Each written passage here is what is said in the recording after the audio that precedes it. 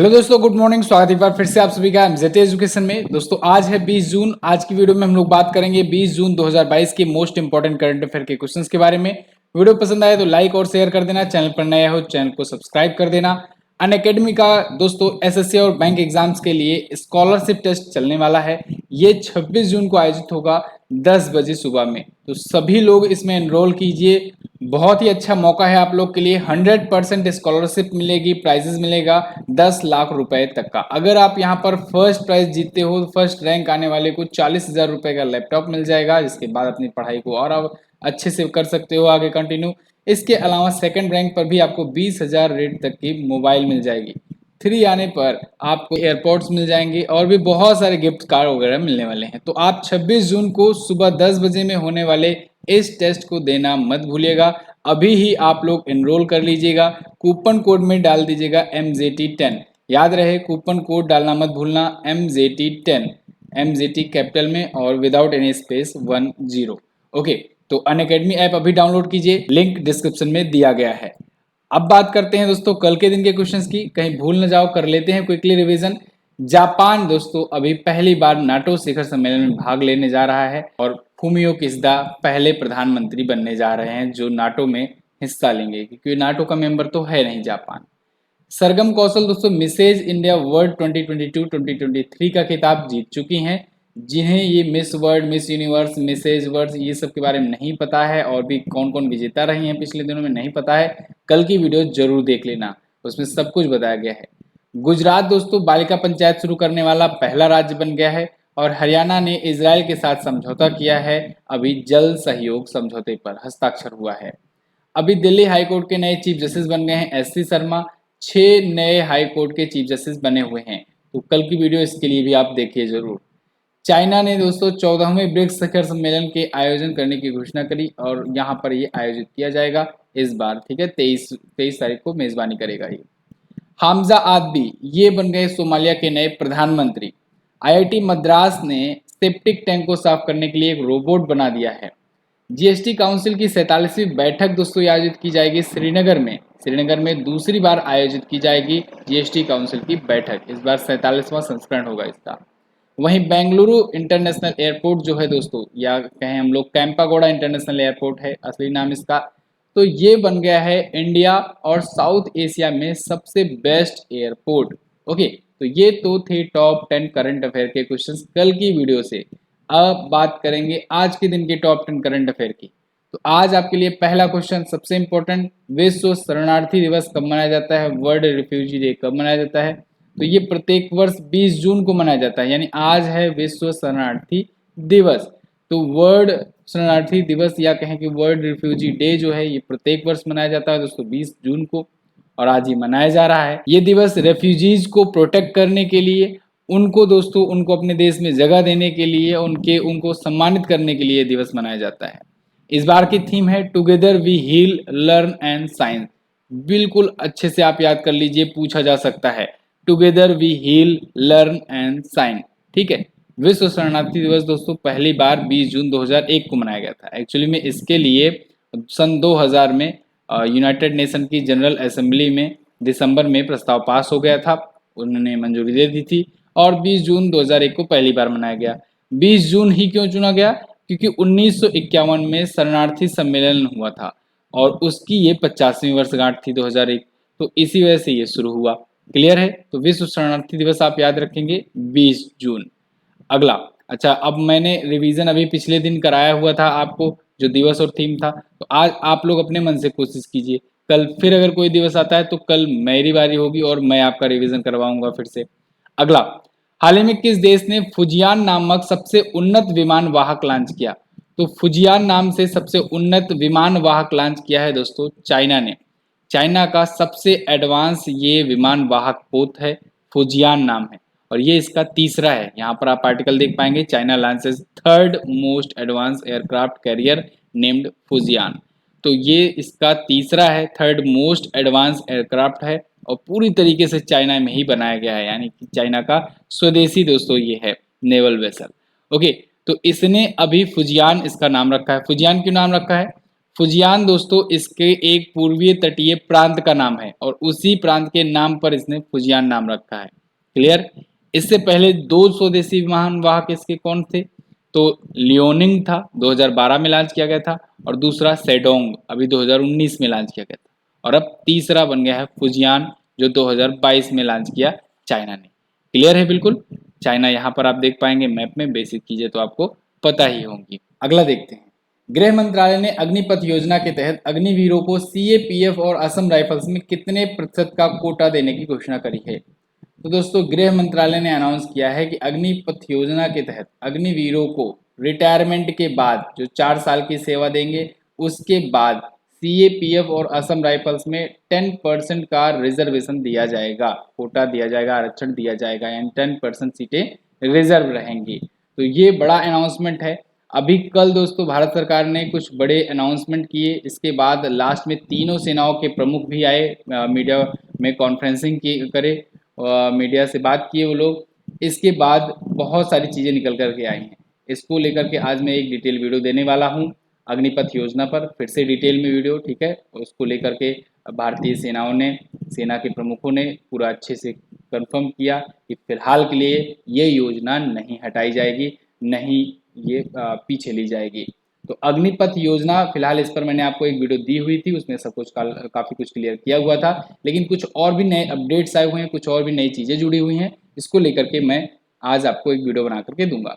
फिलहाल अभी तक का जो अपडेट है वो मैं यहाँ पर बता दे रहा हूँ, आप लोग जान लो। जैसे 10% कोटा जोड़ दिया गया है, इसके अलावा इस वर्ष जो लोग लेंगे, इसमें ज्वाइनिंग लेंगे, उस उनको 2 वर्ष की छूट दी जाएगी। यानी पहले क्या था, 17 से 21 वर्ष के लोगों को लेना था, इस बार के लिए 17 से 23 को लेना पड़ेगा, लिया जाएगा। क्यों? क्योंकि दोस्तों कोविड के कारण 2 वर्ष से हो नहीं पाई थी भर्ती, तो इस वजह से 2 वर्ष का रिलैक्सेशन दिया गया है और 2 वर्ष एक्स्ट्रा ऐड किया गया है। 4 साल की ये कार्यकाल वाली योजना होगी, टर्म ऑफ ड्यूटी वाली टाइप की ये योजना होगी, 4 साल की योजना, ठीक है। अब इस 4 साल की अवधि के लिए इनको सेना में जाकर के काम करना होगा, सेना के लिए काम करना होगा, और इनको कहा जाएगा अग्निवीर, ठीक है। इसके अलावा इनकी उम्र जो होगी वो 17.5 से 21 वर्ष के बीच में होगी। 4 के लिए नियुक्त होंगे, यानी कि आप जान लो अगर 17 साल पर नियुक्त होता है कोई, तो फिर वो रिटायर कब होगा? 21 पर। 21 पर कोई आता है तो वो 25 पर रिटायर होगा, 20 पर आता है तो 24 पर रिटायर होगा। इस बार के लिए बात करें, क्योंकि इस बार 23 वर्ष तक के लिए छूट दी गई है, तो इस बार 23 अगर आता है कोई तो 27 वर्ष तक जाकर के रिटायर होगा, और ऐसे 46,000 लोगों को इस बार के लिए लिया जाएगा। और वहीं दोस्तों सेना प्रमुखों ने ये भी कहा है कि आगे आने वाले टाइम पर, ये तो 46 एक पायलट प्रोजेक्ट की तरह है, आगे आने वाले टाइम पर 60,000, 1,90,000, 1,20,000 ऐसी भर्तियां आएंगी, इसमें ज्वाइनिंग कराई जाएंगी। ओके, 30,000 से 40,000 तक की सैलरी का दिया जाएगा, 30,000 से स्टार्टिंग होगी, 40,000 तक पहुंचाया जाएगा। आगे चल करके 11.71 लाख रुपए सेवा निधि भी मिलेगी, महिलाओं को भी शामिल करने जाने का प्रावधान है इसमें, ठीक है। इसके बाद 4 साल के बाद अगर ये बाहर आते हैं तो उनको बैंक लोन में छूट, विभिन्न संस्थाओं में एडमिशन में छूट, नौकरियों में छूट, बहुत सारी चीज़ें मिलेंगी। तो ये सारी चीज़ें हैं, अभी तक का अपडेट है, और भी इस पर लेकर के मैं आज वीडियो जरूर आऊँगा आपके लिए, ठीक है। अगला, हाल ही में अमेरिकी राष्ट्रपति ने पेंटागन के शीर्ष पद पर किसे नियुक्त किया है? तो अमेरिकी प्रेसिडेंट ने पेंटागन के शीर्ष पद पर अभी हाल ही में नियुक्त किया है राधा अयंगर प्लम्ब को। राधा अयंगर प्लम्ब, यहाँ पर आप देख पाएंगे जो Biden nominates Indian American Radha Iyengar Plumb to top Pentagon position, Pentagon के टॉप पोजीशन पर इनको नियुक्त किया गया है जो बाइडेन के द्वारा। ये दोस्तों deputy under secretary of defence for acquisition and affordation पद पर नियुक्त की गई। अभी क्या है, अभी ये डिप्टी सेक्रेटरी ऑफ डिफेंस की चीफ ऑफ स्टाफ हैं। ओके, अभी आपको एक और नाम मिला था, इन्होंने अपना मुख्य वैज्ञानिक सलाहकार नियुक्त किया था। किसने? अमेरिकी प्रेसिडेंट जो बाइडेन ने। किसे? आरती प्रभाकर को। तो इनका भी नाम आप याद रखेंगे। बाकी अमेरिका के बारे में आप जानते ही हो, बेसिक चीजें, वाशिंगटन डीसी इसकी राजधानी है, डॉलर इसकी करेंसी होती है, कांग्रेस यहाँ की संसद का नाम है, 46वें प्रेसिडेंट है जो बाइडेन। अगला, एपीडा ने कहां पर 8 दिवसीय मैंगो फेस्टिवल मनाया? तो दोस्तों एपीडा ने अभी हाल ही में बहरीन में 8 दिनों का आम महोत्सव, ठीक है, बोले तो मैंगो फेस्टिवल आयोजित किया है बहरीन में जाकर के, ठीक है। यहाँ पर आप आर्टिकल देख पाएंगे, to boost export of mangoes APEDA organise 8 day long mango festival mango festival Bahrain 34, ठीक है। और यहाँ पर डैश डैश डैश है, मतलब कि इसका 34 वेराइटीज़ करके है, ठीक है। पूरा आर्टिकल अगर आप पढ़ेंगे पूरा मैं डिटेल वैसे ही आपको बता ही दे रहा हूँ। इसका मतलब ये है कि भारत में 34 किस्मों के आमों के निर्यात के लिए यहाँ पर बहरीन में ये आयोजित किया गया मैंगो फेस्टिवल। 34 टाइप के आम जो हैं ये पश्चिम बंगाल, बिहार, झारखंड, उत्तर प्रदेश, ओडिशा, यहाँ की 34 प्रजातियाँ गई वहाँ पर, उनको वहाँ पर लगाया गया बिल्कुल शो के लिए। और ऐसा इसलिए किया गया जिससे आने वाले टाइम पर आम के एक्सपोर्टेशन को बढ़ावा मिल सके। तो एपीडा ने आयोजित कराया है। एपीडा है क्या? एपीडा मतलब होता है agriculture and processed food product export development authority. Bharat की एक संस्था है, कृषि और प्रसंस्कृत खाद्य उत्पाद निर्यात विकास प्राधिकरण। क्लियर है? तो इसी के द्वारा ये आयोजित किया गया। आपको याद होगा ये तो मैंगो फेस्टिवल है, आपको याद होगा एप्पल फेस्टिवल। एप्पल फेस्टिवल अभी कौन मनाया था? एप्पल फेस्टिवल जम्मू कश्मीर ने मनाया था। फटाफट से आप आंसर कर दिया करो। एप्पल फेस्टिवल पहली बार जम्मू कश्मीर में अभी मनाया गया था, रिसेंटली कुछ ही महीनों पहले। ओके, अगला देख लेते हैं। हाल ही में आरबीआई ने किस डेबिट कार्ड कंपनी पर लगे प्रतिबंधों को हटाने की घोषणा करी? तो आप अगर हमारे पुराने स्टूडेंट हैं तो आपको पता होगा, बहुत बार मैंने आपको बताया था कि आरबीआई ने मास्टर कार्ड पर बैन लगा दिया था। क्यों लगाया था बैन? आरबीआई ने मास्टर कार्ड पर इसलिए बैन लगाया था क्योंकि आरबीआई को शक ये था कि मास्टर कार्ड डेटा लीक कर सकता है और करता भी होगा। तो आरबीआई का कहना यह है कि सबसे पहले तो आप एक काम करो, अपना जो डेटा सेंटर है ना वो उसको इंडिया में लाओ। इंडिया के जो लोगों का डेटा है वो इंडिया में आपके किसी स्टोर में होना चाहिए, ना कि किसी दूसरे देश में आप अपना डेटा सेंटर बना करके वहां पर स्टोर करो। दूसरी बात, हमें ये इंश्योर करो कि आप मिररिंग नहीं कर रहे हो।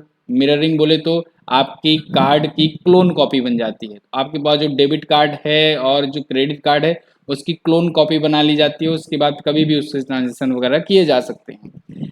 तीसरी बात ये कि आप इंफॉर्मेशन शेयर नहीं कर रहे हो किसी थर्ड पार्टी से। इससे क्या होता है, जब थर्ड पार्टियां ये जान जाती हैं कि आपके पास क्रेडिट कार्ड है और आपकी वेल्थ कितनी है, आपकी क्षमता कितनी है, आपकी परचेजिंग कैपेसिटी कितनी है, तो आपको उसी के अकॉर्डिंग एडवर्टाइजमेंट तरह तरह के और लुभावने ऑफर वगैरह देती हैं, जिससे आपका जो है साइकोलॉजिकल इफेक्ट पड़ने की वजह से आप ज़्यादा से ज़्यादा खर्चीले हो जाते हैं। तो ये चीज़ें तो कहीं आप नहीं कर रहे हो। इन सब चीज़ों को लेकर के आरबीआई ने इन पर बैन लगा दिया था कि 3 साल का मौका है, 3 साल में आप लोग सुधर जाओ, उसके बाद फिर आओ, तब फिर यहाँ पर हम कुछ छूट देंगे। फिलहाल 3 साल के बाद उतना ज़्यादा सुधार तो नहीं कहेंगे, लेकिन हाँ काफ़ी कुछ सुधार देखने को मिला। और अब मास्टर कार्ड को एक बार फिर से डेबिट कार्ड, क्रेडिट कार्ड और प्रीपेड कार्ड भारत में जारी करने के लिए मंजूरी दे दी गई, इशू करने के लिए मंजूरी मिल गई है। क्लियर है? तो अब ये भारतीयों को एक बार फिर से इशू कर सकेंगे। और इसी 3 साल में मैं आपको बताऊं, रुपे कार्ड ना बहुत आगे निकल गया। रुपे कार्ड जो है भारत का, ये ज़बरदस्त तरीके से आगे निकल गया, क्योंकि इधर मास्टर कार्ड नए ग्राहकों को ऐड नहीं कर सकता था और इधर रुपे निकल गया। अभी आपने देखा रुपे को, मैंने आपको बताया फ्रांस भी अभी एक्सेप्ट कर लिया है, फ्रांस में भी अब यूज किया जाएगा रुपए। वैसे बता दें भारत सरकार का एक ऐसा ही सेम सिस्टम है। अगला, cellular operator association of India, इसके नए अध्यक्ष कौन बनाए गए? तो इसके नए अध्यक्ष बनाए गए प्रमोद के मित्तल। प्रमोद के मित्तल जो हैं ये cellular operators association of India के नए अब अध्यक्ष होंगे। यहाँ पर भी आप आर्टिकल देख पाएंगे, COAI के अब नए चेयरपर्सन ये नियुक्त किए गए हैं 2022-23 के लिए। ओके, अब ये किसकी जगह पर आए हुए हैं, यहाँ पर आप इनका चेहरा भी देख पाएंगे। ये आए हैं अजय पुरी की जगह पर। अजय पुरी का ये जगह लेंगे, स्थान लेंगे प्रमोद के मित्र। अच्छा, एक और इन्फॉर्मेशन दोस्तों, आपको ये वन लाइनर जो है इंग्लिश में भी दी जाती है। जो शुरुआत में अभी वन लाइनर्स मैंने रिवीजन वाला दिखाया आपको, वो वन लाइनर्स आपको इंग्लिश में भी प्रोवाइड कराई जाती है। कहाँ पर मिलेगी? वो मिलेगी टेलीग्राम पर। डेली टेलीग्राम में 1 मिनट का समय लगा करके आप रीडिंग लगा सकते हो और आप उसका रिविजन कर सकते हो। वीडियो में इंग्लिश और हिंदी दोनों से देने से थोड़ा सा बहुत छोटा करना पड़ जाएगा और दिक्कत हो जाएगी, ठीक है। इसी वजह से वीडियो में अभी नहीं ऐड किया जा रहा है। तो इन फ्यूचर इसको भी देखेंगे, जब ज़्यादा रहेगा डिमांड तो फिर अपडेट करा दिया जाएगा। फिलहाल ग्रुप डी का ज़बरदस्त बैच आया हुआ है, बहुत सारे लोग बहुत तेज़ी के साथ इसको ज्वाइन कर रहे हैं। आप लोग लेट ना करो, इसको ज्वाइन करो फटाफट से। जैसे सभी लोग ज्वाइन कर रहे हैं, ज्वाइन करो इसको, क्योंकि आज से अगर आप शुरू करते हो तो आपकी पढ़ाई आज से शुरू हो जाती है। कल से आप शुरू करते हो तो आपकी पढ़ाई कल से शुरू होगी, परसों से शुरू करते हो तो परसों से शुरू होगी। तो इसीलिए देर मत करो, एक एक दिन बीतता जा रहा है, समय बहुत कम है। Group D exam GS special batch है ये, इसमें साइंस और जीएस और करंट अफेयर आपका बेहतरीन तरीके से समझाया जाएगा, पढ़ाया जाएगा।